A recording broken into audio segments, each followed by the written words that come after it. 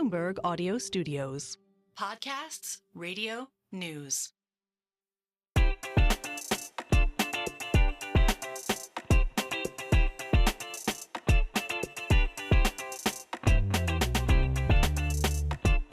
Hey, Merryn Talks Money listeners. Hope you're all preparing for a lovely holiday break.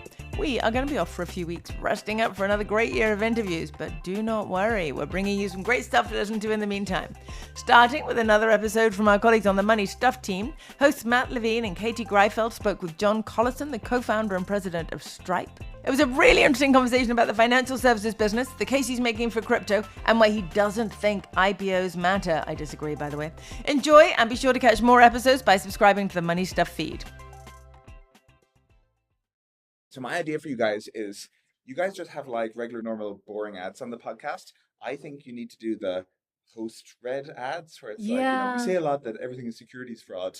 Is having a bad night's sleep securities fraud? Now you don't need to worry about the Casper mattress. Or like I could do like the men's shaving club ads or something. That could be fun too. When buying short-dated out of the money call options, I use Surfshark, right? Yeah. I think it'd be good. Hello and welcome to the Money Stuff Podcast. I'm Matt Levine. I write the Money Stuff column at Bloomberg Opinion. And I'm Katie Greifeld, a reporter for Bloomberg News and an anchor for Bloomberg Television. Katie, today we're doing something new. We are doing our first interview on the Money Stuff Podcast. Are you nervous? I'm pretty nervous. I'm a little bit nervous too. We're recording this after it happened, so we're not really nervous. I'm still stressed out. Speak for yourself. I'm pretty nervous. I haven't listened to it yet. Today, our guest is John Collison of Stripe. Stripe is a payments and financial technology company, and John and his brother and co-founder Patrick are kind of tech industry celebrities. Yeah. He's an Irish billionaire. He's from Limerick. That's cool. Katie's wearing her Limerick jacket, I but we'll am. probably get into that during the podcast. That's true. It's a little embarrassing that I wore this today. It's a medium amount of embarrassing. I truly didn't mean to. But as I said to you, in our office, it was 47 degrees when I left my apartment this morning, pre-dawn, and I needed a top. And this is my favorite medium weight jacket. This is the behind-the-scenes content that Money Stuff podcast listeners really crave. Yeah. Let's jump right back into that interview. Nailed it. Should I do like a crashing transition to talking about Stripe? Or Yeah, so how do you guys usually start these? How do you want? I guess you haven't done these. We haven't done this. Yeah. You could invent the format. Yeah. Yes. Start by reviewing the advertisements I've heard on the podcast. We start the podcast with, much like this, we walk into the room and bullshit for a bit and then record that. Yeah. And then we eventually say, hello and welcome to the Money Stuff Podcast. And we talk about whatever the thing we're talking about today. So now we're talking about Stripe, capital markets. Yeah. Destiny Tech. Okay. So I've listened to some podcasts with you. You talk a lot about your interest in business history. And like you've learned from the tech companies of the past and the conglomerates of the conglomerate wave. I have not heard you talk about the lessons you've learned from financial services companies. And I write about finance and think of Stripe in many ways as like a financial services-esque company or like some evolution of a financial services company. So I'm curious, like, I don't know, what do you think about financial services? Yeah, in general, we try to learn a lot from other businesses. And okay, one of the things I really like is we live in a golden age of learning about other businesses right now. And one of the reasons I like this is because I think learning about other businesses at some level, learning about the world, or certainly the economy, because, you're getting a sense for how all the various entities work together. With financial services in particular, you came up with the framing that, Stripe is in a way kind of a new kind of scaled investment bank. Was it your framing? I think I said something like that. Yeah. But I would love for you to tell me that's right, but I'm assuming you'll tell me it's wrong. No, I actually kind of like it because if you think about what are the potential sources of funding for a business, like if you want to scale up a business, how can you fund it? There's three ways you can fund a business. You can do it through debt, equity, or retained earnings. And so if you just tick through each one of those, on the earnings side, maybe that's the place where Stripe is kind of the most directly doing this, where we're making it easier for businesses to self-fund their growth. And we see tons of bootstrapped or kind of certainly early monetizing businesses on Stripe. Like we have this customer in Stripe Photo Room, and they do online kind of Gen AI powered photo editing. They're based in France, and maybe 10 years ago, they would have, raised a whole bunch of VC and scaled up that way. They were actually profitable within a year, and they've just kind of scaled up profitably since then. 98% of their business comes from outside France, and so they're kind of selling this product to a global audience, and Stripe's making it easy to do that. And we've seen that in general with, the AI companies in particular, where during the social media boom, maybe companies scaled up first with raising lots of VC dollars and then later on figured out monetization. With a lot of the AI companies, OpenAI, Perplexity, Claude, the photo room who I was mentioning, they actually monetize from pretty early on using Stripe. And so that's one source of funding. Stripe allows early stage companies to monetize so efficiently that like there's less need for debt and equity in the world because companies can self-fund.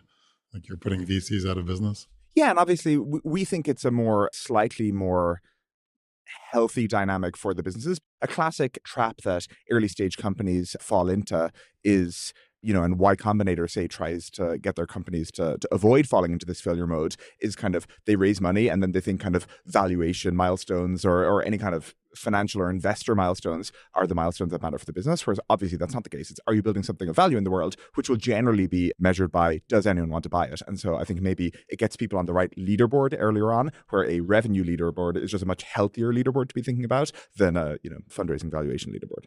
But we also play in the other parts of the capital stack, where on the debt side, I mean, you guys have probably watched this, but banks have kind of gotten out of the SMB lending space since the financial crisis, as just the compliance costs have gone up. Like, people do not go to a bank for a $5,000 loan anymore.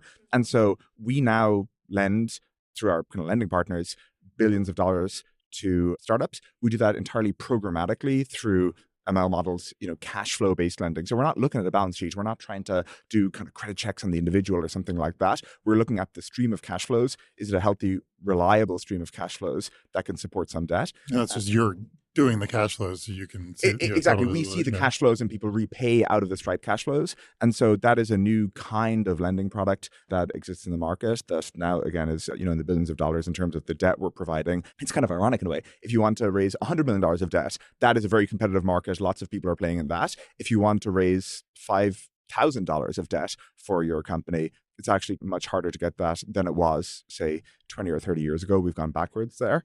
And then on the equity side, I think Stripe Atlas has actually helped make more companies investable, because what a lot of people don't realize is Stripe Atlas is our incorporation product, but it lets companies where the founders might be in Israel or might be, in Singapore or something like that, create a US Delaware company, and that makes it much more investable. And so we've seen a lot of foreign founders kind of virtually creating a US company, which it just turns out foreign companies, investors find too scary.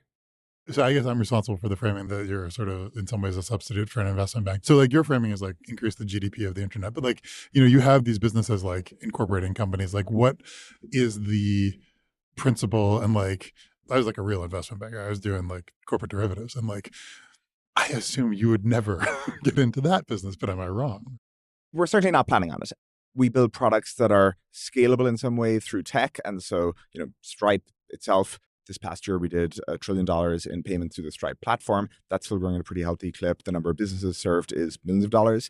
And so if there's something that is solved by just throwing an army of people at it, I mean, all the investment banking firms are exceptional at recruiting armies of people, and that is a very competitive space. Whereas the space of, like I was saying with the lending side of things, that was just an underserved market where we came at it by talking to our customers and they said, we really need growth capital. And it's actually very annoying for us to get it.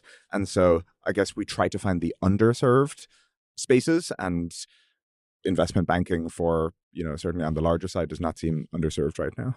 I've listened to a lot of podcasts you've been on in the past several weeks. And I'm so sorry. No, it's been really interesting. You interviewed Charlie Munger, which was... I much prefer interviewing to being interviewed. So we'll come back for the second round of this where you guys are put on the spot. That'll be a lot of fun. We'll put that on the calendar. But at one point, Charlie Munger started talking about like banks, and they're selling these sleazy products. And of course, I couldn't see if you were nodding along. Matt and I were talking about, whether you would chafe at sort of the comparison to, an investment bank, for example. But it sounds like you don't. No, I don't. Investment banking provides a useful set of services in the world. And okay, one of the things I really like about the Money Stuff newsletter is a studied detachment from what's going on, where there are people and people respond to incentives, and that creates behaviors in the world. And like Matt does have views and, dislikes crypto and, all sorts of things. And you can kind of, the views occasionally come out, but it's mostly this very detached view of what's going on in the world. But the way we think about it, like for example, we think,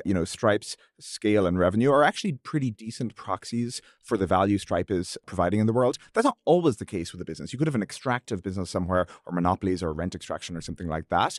But in our case, we have very informed buyers and a very competitive market. There are lots of other places people could go for payment acceptance or billing software or something like that. And so generally, if customers are choosing you and paying you money for a service, it's because you're providing something of value that you can't get elsewhere. And similarly with investment banks, I think if people are going to investment banks for a thing, that's probably because they're providing some value to them. And so that's the framework I tend to take. I think Charlie, rest in peace, generally took a lot of offense at where he saw people hyping things, principal agent problems. There's a set of things that bothered him: crypto, Robinhood, mutual fund advisors, and you could understand. I could construct the steel man for those cases. I think there's a lot of opacity and pricing and value in financial services that there's probably a lot less of in your business, right? Like you're kind of charging a transparent fee to people. Yeah, and certainly the more scaled something is, the more price comparison there'll be, the more efficient the pricing will be. Whereas, there's more room for extracting price when you get into bespoke deals.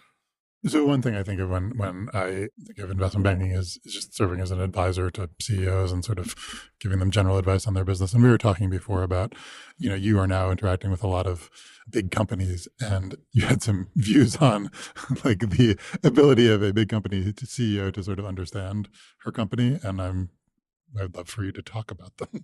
Yeah.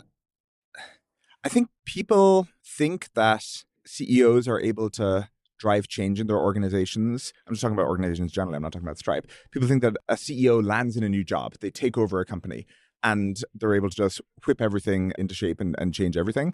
And I think the general experience of CEOs landing in new jobs is that is not the case, and organizations are pretty hard to change. And in fact, one of the things that we believe strongly at Stripe is it's very important for people to get close to the work, or you will not be able to drive any meaningful, useful change. And so there's a bunch of different ways in which we do that. It actually reminds me of the lean manufacturing principle. They have all these very nice aesthetic Japanese terms for things. And so, there's the English equivalent, very much for the Japanese terms. But one of them is gemba, which is this idea that managers should, walk the factory floor and solicit ideas from the people who are on the production line and things like that. And all companies, like a tech company like Stripe, has its equivalents. And so we very much encourage engineering managers to actually write code at Stripe to get the experience of what is it like working in their corner of the code base, what problems are engineers running into. I really enjoyed being CFO last year when we were between CFOs. And one of the reasons I really enjoyed that, again, was getting closer to the actual numbers, the processes by which we drive the business. Like, we're going to hold Stripe to a budget regardless. And aren't you interested in how that process is actually set and how those numbers are set and everything like that? So, I say that I think every founder should be CFO of their business at some point during its lifespan. It's a very educational experience. Did you ever do product ideas? Did you do that and come away with we need to do accounting software? No. Or I mean, maybe in an abstract way, but again, Stripe's finance needs are maybe a little different from the broader ones. But again, I just think for getting close to how the business actually runs, that's maybe the thing that's hard for CEOs to do. And, we try to do it from a customer perspective. A huge amount of even some of the products we're talking about, like Stripe Capital, they basically come from us trying to spend more time with our customers than our competitors do. And so, we'll start every leadership team meeting 8 a.m. Monday morning with hearing from a customer. We just ask them to come and give us candid feedback on the product. If you were to sit in on one of those meetings, it's not an A+ report card that we're getting. There are things they want us to fix, but I find that it's easy for product managers to overcomplicate things, and you can get in your own head and construct some really convoluted castle in the sky. And there's nothing quite as grounding as hearing directly from a customer talk about what is not working for them in the product. And we do the same on Fridays with an all company thing, bringing customers to talk to that. But anyway, I think the essence of this for CEOs is getting close to the actual production function, and that is sometimes hard for them. So I have 2 points. It's interesting to hear you say that. First of all, my brain immediately goes to Elon Musk, on the factory floor at SpaceX and Tesla. But it was interesting. We had Home Depot this week announce that they were going to require corporate employees to work 8-hour factory shifts, which is interesting, retail shifts. So, Starbucks did something similar, right? Yeah, which makes a lot of sense. I mean, especially in brutal jobs such as that one. And then the other thing, given that you do know so much about his business history and, just love looking at companies. But those 8 a.m. meetings where you're just talking to your different companies, you see so many different types of companies, which is interesting. Yeah, and it is definitely a pretty interesting time. I think the behavior we observe is that tech has been very well covered. And so I think everyone knows broadly kind of what's going on in the tech world. What we find interesting is the businesses that are, the Sherwin-Williams of the world, the businesses that are 10, 20, 50, 100, 200 years old, and how they are adapting to the modern world. And generally what we find is that COVID provided a useful long-term change to those businesses, because those kinds of businesses all employed a chief digital innovation officer prior to COVID. And that person had a team of 10 people and they produced all these slides and ideas. And the ideas were pretty good. And the company just ignored all of them and just didn't do any of them. And so they had the kind of idea generation part and nothing happened. And then COVID happened. And it was this moment where they were forced to adapt because, obviously the stores were locked down and were not open. And so you maybe had gym companies moving to virtual training or something like that. But that created a mandate for actually getting serious about the digital stuff. And we see much higher quality digital execution coming out of that. And there's kind of a few common patterns in what everyone's trying to do. I think everyone is questioning their middlemen. I don't think middlemen are going away, but they're questioning the middlemen and do middlemen add value? And they are starting to do much more direct customer relationship stuff. Part of that is the product experience where, Hershey is using Stripe to sell candy directly online and the customization and things like that. And then everyone's just trying to build some kind of recurring revenue. And so, we think there's two kinds of businesses in the world. There's those who have recurring revenue and those who want recurring revenue. And people talk about the engine, the airplane engine makers with power by the hour. You actually don't buy an engine, you buy, exactly. You buy thrust, by the minute. But that is actually what all companies are moving towards because it's kind of better on both sides of the equation. And obviously that's pretty complex from an implementation point of view. And so they end up coming to Stripe.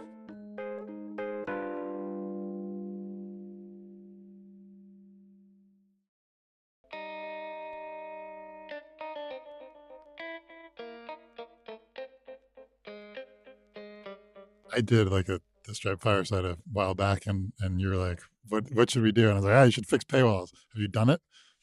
We're getting there because why is it hard? Why is it hard? Okay, it's hard for a few reasons. One, I think people confuse paywalls with micropayments, and I think more consumers want micropayments than publishers, where the publishers want macropayments. I think nobody wants micropayments and everyone wants to talk about it, but maybe I'm wrong. Okay, yeah. So anyway, once we move past the micropayments thing, then it's hard because you ultimately need to smooth the onboarding friction, and you probably need some cross-publisher network. And, publishers they're competing. They're maybe not inclined to work together. And then it's just a bunch of tech upgrades, which are actually kind of somewhat prosaic, long-running projects, but you need to be able to have the patience to work with a media company to spend a year or year and a half upgrading their stack. The way we've ended up doing this is with our product Link, which is very simple, but is really starting to work. It just you guys maybe run into it on the internet. It just remembers your credentials across websites. And so if you've bought on website A with Stripe and you have the box checked to remember your payment details, then you'll be able to buy on site B without entering your payment details again. And you might think it will lead to a big increase in conversion if a lot of consumers have their payment credentials remembered, so they don't have to type any extra data in. They can just click buy, and turns out it does. And there's obviously a virtuous cycle here where, the more people sign up for it, the denser the network gets. So that's really starting to work. And so we have some media properties starting to use that. And so what it means is they get lots of people coming with credentials all pre-filled and they just need to hit buy. And so then the commercial proposition just needs to work. I just feel like the media paywall problem for me is not even the payment credentials. It's once you've paid for a paywall, keeping you logged in. You're on your phone. Cross devices. You're on two computers. You're on. Yeah. You're like, But you get something emailed to you. My It's like, face yeah. and just remember me. It's really frustrating. We should and may get to that as well. I agree. That's part two of it. To me, that's related to like online identity and the stuff that crypto people always talk about. So I also have listened to you on podcasts. One thing that you've said is that when you started raising money for Stripe, people were like, why isn't this a solved problem? PayPal exists. Can you tell us why it's not, or why it wasn't, or why isn't a solved? Like, why is payments hard? And like, there were payments companies before you. Like, what's the thing that you're solving they didn't? It wasn't solved for a few reasons. Payments requires you to be good at two very different things that are quite distinct skill sets. There's technology and there's financial services. And so prior to Stripe, you had some payment companies that just did the technology layer. You know, they said, we're a nice API and we plug into, you know, whatever bank you use. But that wasn't a good payment experience because you would then try to sign up with the bank and, you know, would spend weeks shuffling paperwork around or something like that. And so a huge amount of what we do is at the intersection of those things where you have AML KYC considerations where, you know, Stripe is essentially aiming to look at the activity going on its platform and ensure that it is licit and, you know, acceptable activity that's happening on the platform. And so we do lots of cool ML work. You know, we don't talk about it really that much publicly because it is just what goes into operating a scaled platform like this. But it's a huge amount of the special sauce that makes Stripe tick.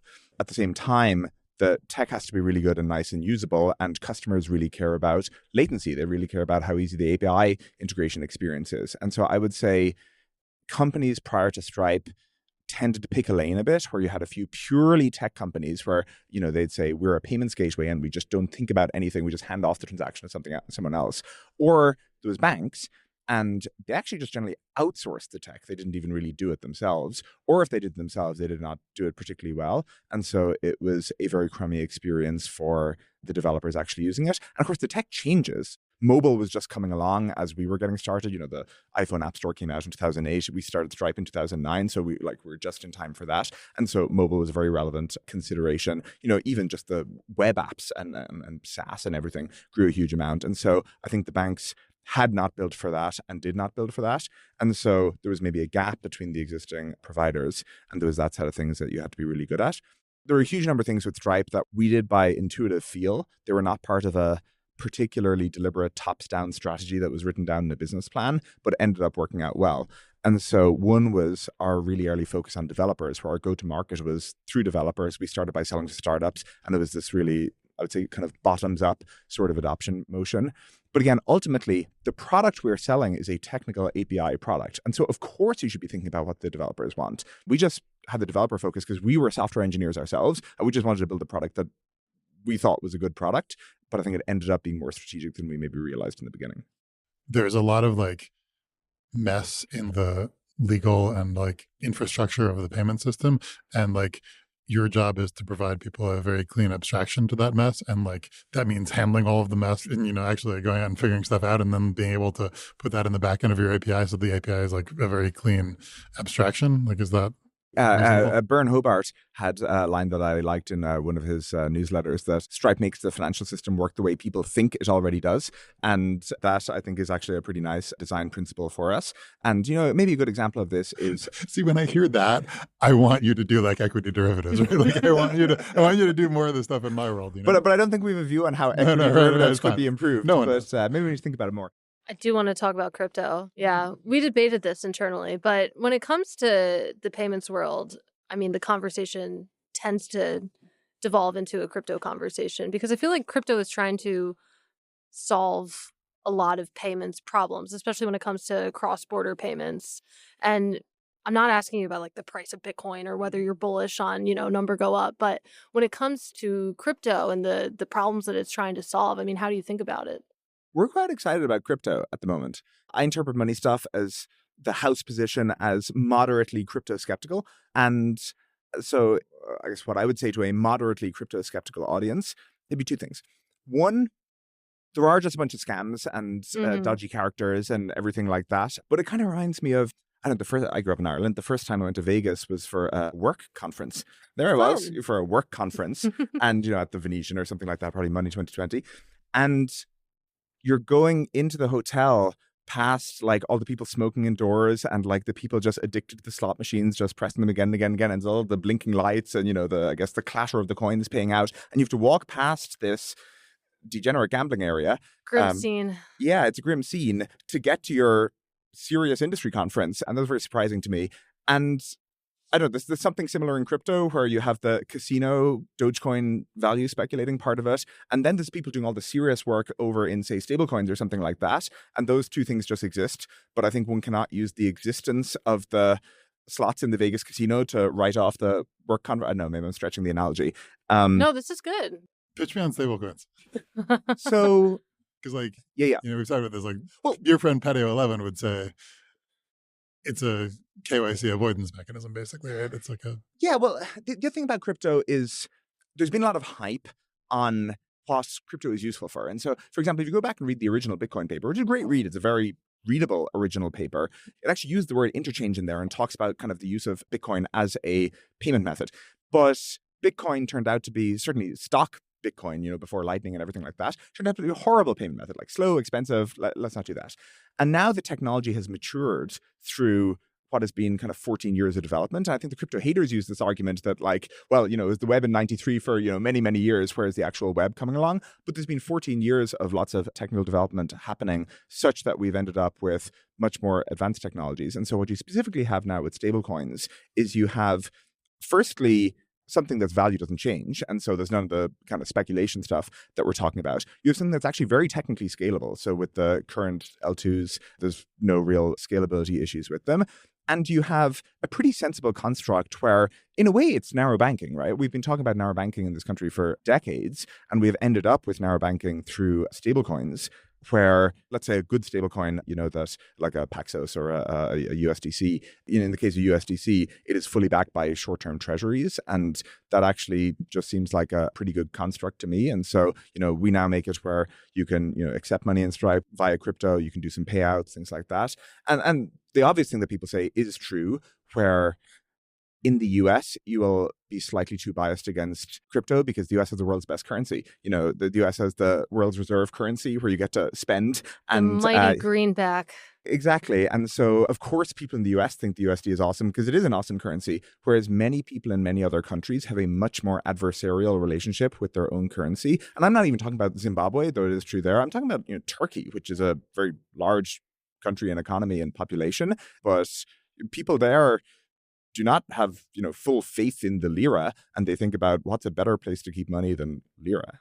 I guess the other U.S. bias is that the U.S. government really wants dollar payments to flow through the KYC banking system, and there's some suspicion that I think all the serious grown-up crypto players today, they're subject to the FinCEN travel rule. They are KYCing the actors, and so if you go through a crypto flow today, you will see the normal frictions of dealing with a regulated financial product where you are asked to provide your, last 4-year social or upload a driver's license or things like that. And so I think just in most of the crypto use cases that are being taught, obviously there's the sketchy dark web stuff exists as well, but in most of the use cases we are talking about where serious businesses like Stripe or serious merchants are using crypto, it is the custodial licit part of the crypto ecosystem. So it's not system. just sort of an on-chain, non-custodial transfer. Correct. Yeah.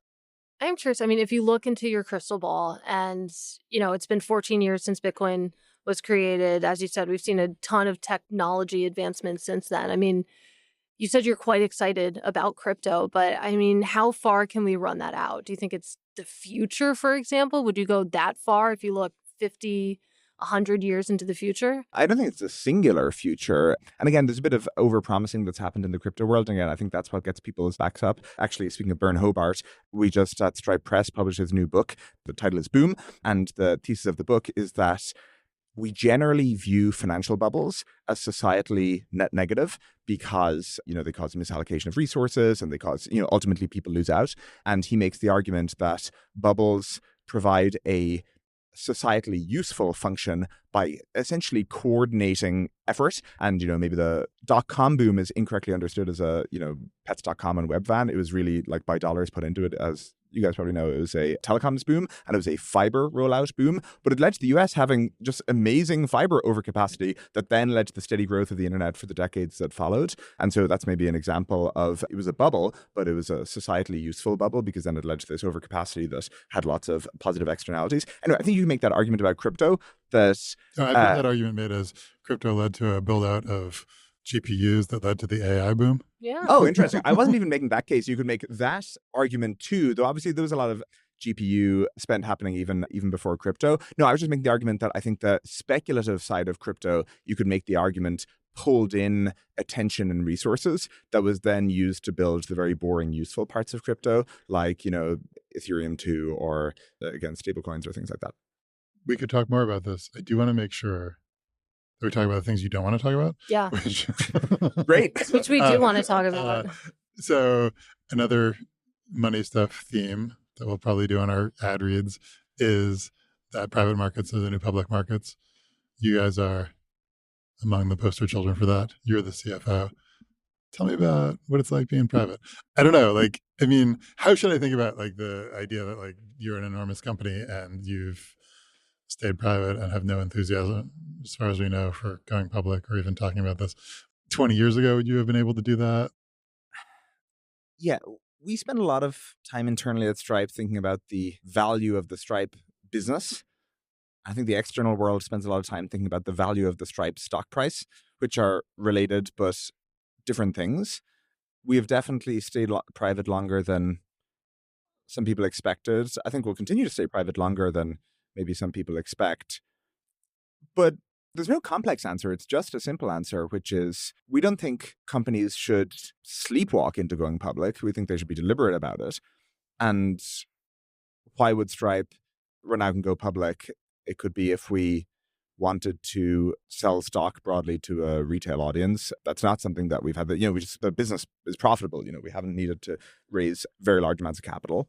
A traditional reason might be return of capital, not just kind of a capital raise for running the business, but return of capital to existing shareholders. But again, that's where you're maybe referencing the private markets have gotten deeper.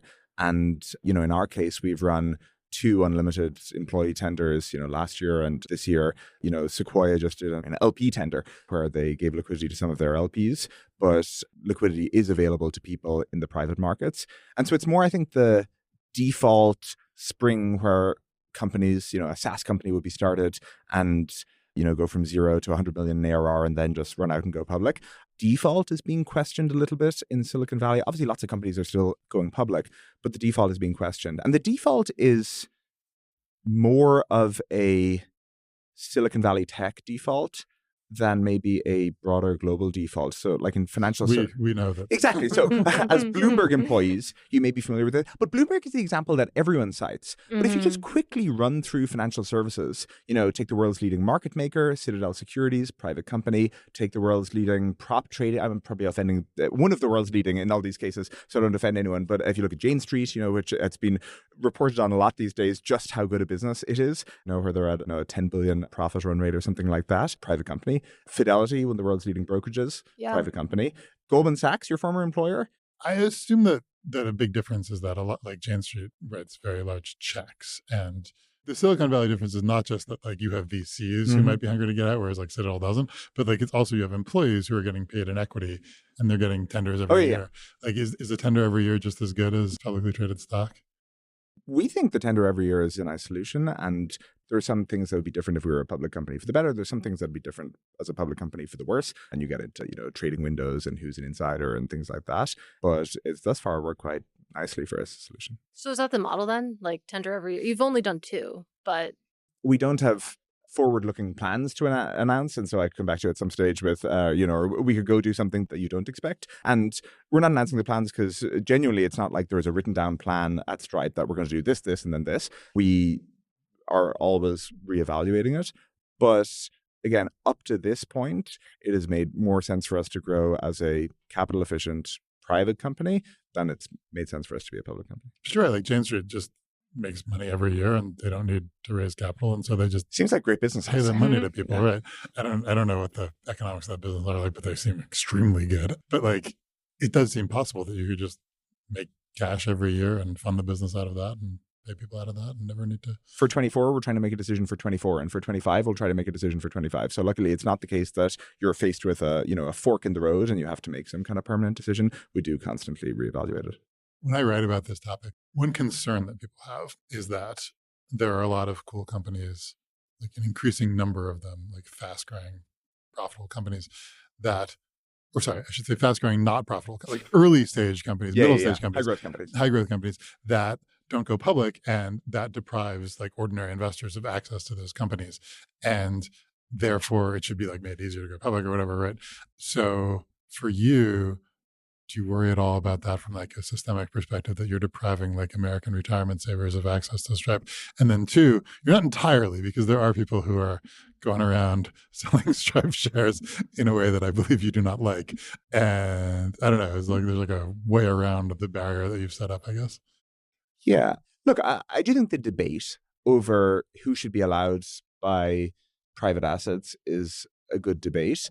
And the accredited investor rule is kind of an odd rule. Like, we all have to take it for granted that it's been around for a long time. But basically, we define sophisticated investors as rich people, which is, maybe somewhat ahistoric.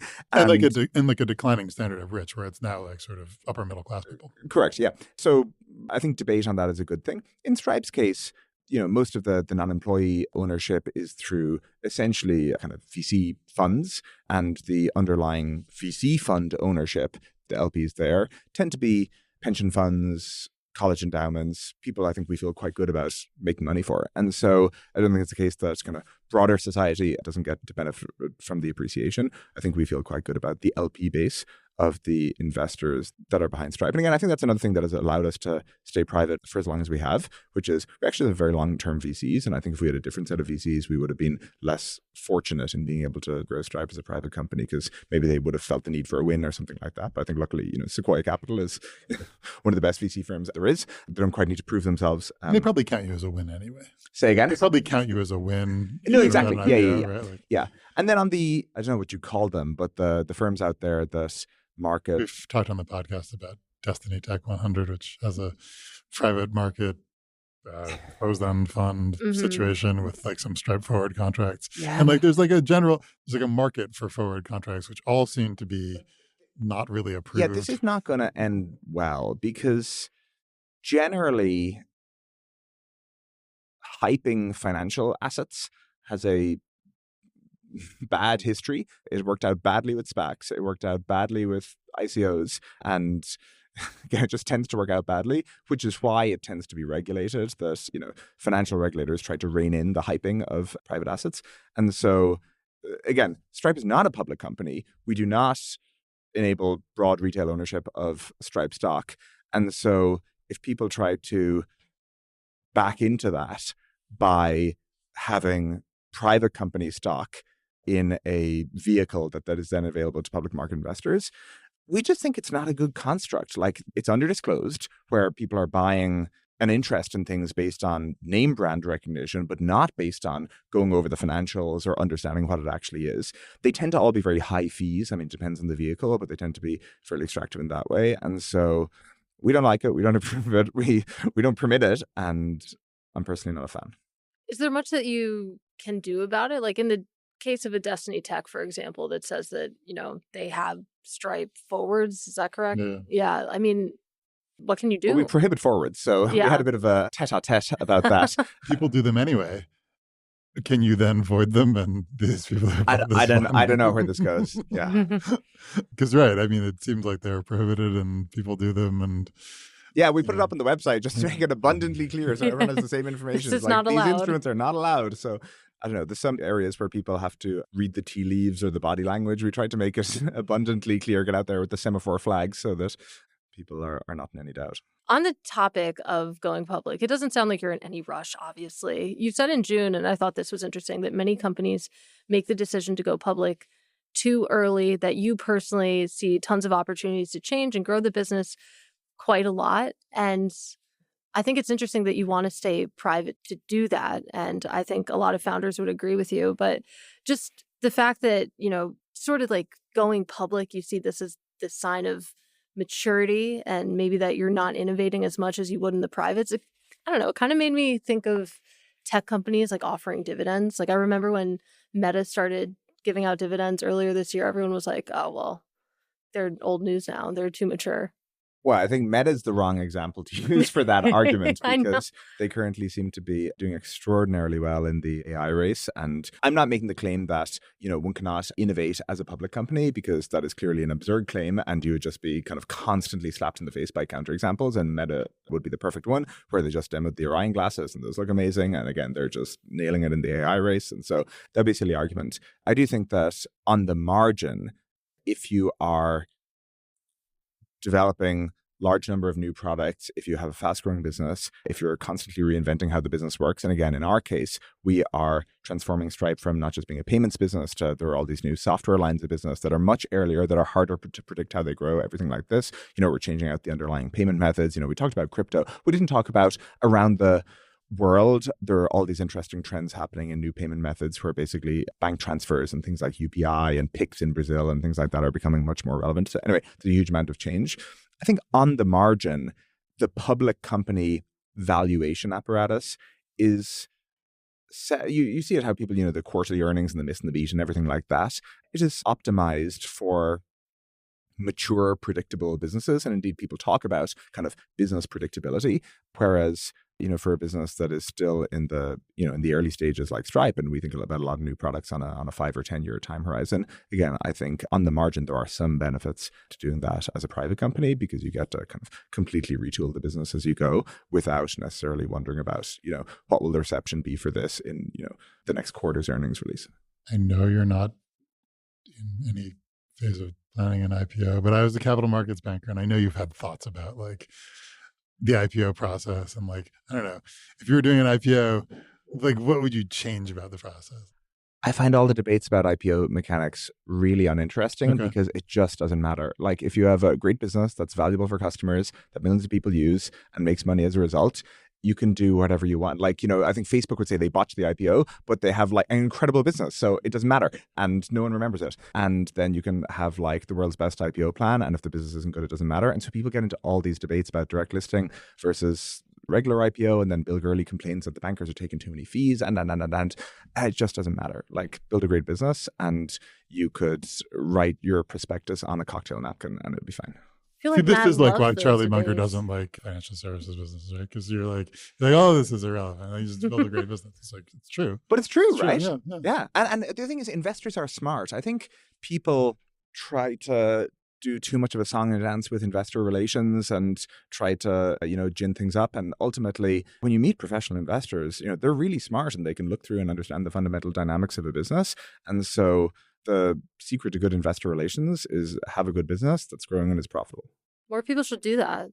Exactly. Yeah, that's my sorry. Sounds easy. Tip. Yeah. Wow.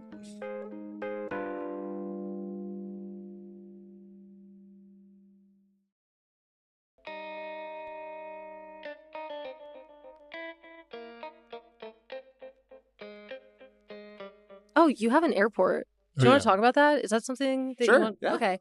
Why? Like, where did that come from? Well, I should not be listened to for any rational financial or investment advice on this topic. I don't know. I don't have the pockets to buy an airport right now. Well, no, I'm a pilot and an aviation nut, cool. and I grew up interested in it, and I've been flying since I was a teenager, and still really love to do it, and I'm flying in my spare time, and so I would say it's not necessarily the most rational business interest of mine. But in the case of the airport, so Dublin basically has 3 airports: Dublin International, which you've been to Dublin, that's the one you've been to. I guess 3 if you count the military airport, Baldonnel, and then Weston, which is the general aviation airport. And so general aviation is all the stuff that is not airlines. So it could be public service flights like search and rescue or air ambulance. It could be flight training, people getting their pilot's licenses. It could be corporate jets. It could be all this kind of stuff. And generally speaking, the appropriate home for the general aviation stuff is not where all the airlines are because they just don't mix that well. And so most places will have, if someone's doing flight training in New York, they'll not do it at JFK. They'll do it at, Westchester or something like that. Yeah. They really don't mix well. And in the case of Dublin's Weston Airport, I ended up buying it back in 2021 and it needed a bunch of investment. And so I bought it and we've been investing in giving it the facilities it needs around, instrument landing capabilities and, redoing the terminal and the capital stock and things like that. And so it's partly, I think it's they are, in the US, they're not for-profit businesses. They tend to be government-owned and federally funded. Internationally, they are, like Heathrow is a for-profit business and they just make money off landing fees. And so I actually think it will, in the fullness of time, be a good business once it's kind of come out on the right side of the growth curve, but it's also a passion project of mine. That's awesome. I mean this not as an insult, but I feel like to enjoy being a pilot, like casually, you have to be like a little bit crazy. Like that seems like an insane proposition, but maybe I'm just really risk averse. I don't think so. No, it requires a lot of discipline, checklist discipline and, recurrent training. I just went through some recurrent training and I actually find it more interesting because obviously aviation safety is generally talked about correctly as one of the best examples of process optimization over the last, 5 decades, where we have taken a system and just improved the crap out of it until it's like so good. They talk, I saw a thing go by on Twitter recently where the FAA doesn't mandate car seats on airplanes because flying is so safe compared to driving that they're worried that if they mandated car seats on airplanes, even though like it would have a tiny benefit, it would lead to people choosing not to fly and choose to drive instead and get into car accidents and therefore be net less safe. But I find it funny that, again, flying an airplane feels like in principle it should be like kind of hard to do, and driving a car on the ground should be easy to do, but per mile, obviously flying wins out. And so again, you have this decades and decades and decades of history where we've taken the lessons of, they say the rules and regulations are written in blood. We take the lessons of the previous accidents that have happened, and then we wrap them into future training. And, generally when you do pilot training, you're studying a lot of specific accidents that happened and, what the learnings were for them. And so I think if you're interested in systems design, engineering, process optimization, things like that. The lessons from piloting, like inform your software engineering or... I mean, they're pretty separate, but I think the software engineering brain tends to be attracted to flying. And, you go to Palo Alto Airport, which is a little general aviation airport in the Bay Area, and it's one of the busiest general aviation airports in the entire country. Because I think engineering minds, of which there are lots in Palo Alto, tend to enjoy it. And again, you're mixing, a kinesthetic skill and meteorology and, mechanical understanding of, a combustion engine, all the attendant systems and, airspace and everything like that. So it wasn't like fueled by you being an adrenaline junkie, like I want to go fast and I want to fly in the sky.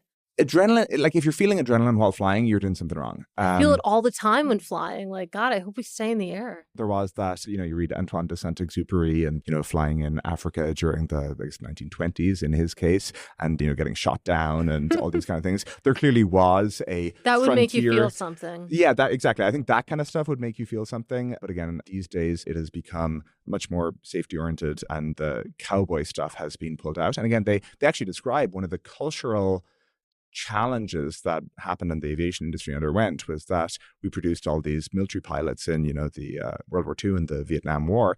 And those people then went into, Pan Am cockpits, and they actually kind of made bad captains in a certain way because it was like very much shut up, this is my cockpit. And so the CRM, crew resource management, I guess, thing basically was a multi-decade effort to get rid of the captain mindset and get towards a collaborative problem solving. I had always thought of like, if I'm going on a 737 and the pilot landed F-14s on carriers, like that's got to be the safest possible way to fly, but apparently not. No, he's going rogue. He's not listening to his second officer or whatever. Right? The European airlines have a different model than the US airlines, where they take pilots who have 250 hours only, which the US would consider very low, and they put them in the right seat of airliners, and they have like a really strong safety record. And so as you fly around an airliner in Europe, you could have someone who only learned to fly a few years ago. And the way they do that is a huge amount of standardization, a huge amount of process orientation. People make fun of Ryanair for the hard landings, the Ryanair landing in Europe where they really plunk it on the runway. That is one of their safety SOPs, where they say a positive landing, as it's known in the industry, is safer because it reduces the risk of hydroplaning if it's wet. And so it reduces the very small risk that you run off the end of the runway if the runway is wet. But we're just going to, every landing, we're going to plunk it on, and that's safer. But again, it's generally process orientation, standards, and a lot of that kind of stuff that's driven the safety, and not excessive piloting skill. And again, if you're relying on incredible piloting skill, something has gone wrong in your system, because we should be able to have a 777 full of passengers be safe, even if the pilots are fatigued or something like that. That's wild. I did not know that about Ryanair. I feel like they should put that fact out there, that it's intentional that we're plunking down. That's true. Yeah. Because it's quite it's quite jarring. Exactly. Yeah, you really don't notice necessarily that want to draw attention to it being uncomfortable. Well, everyone knows. Ryanair might. That's true. That's true. John Collison, thanks for coming on the Money Stuff podcast. Thank you guys. It's fun. Our first guest. Yeah, I'm honored.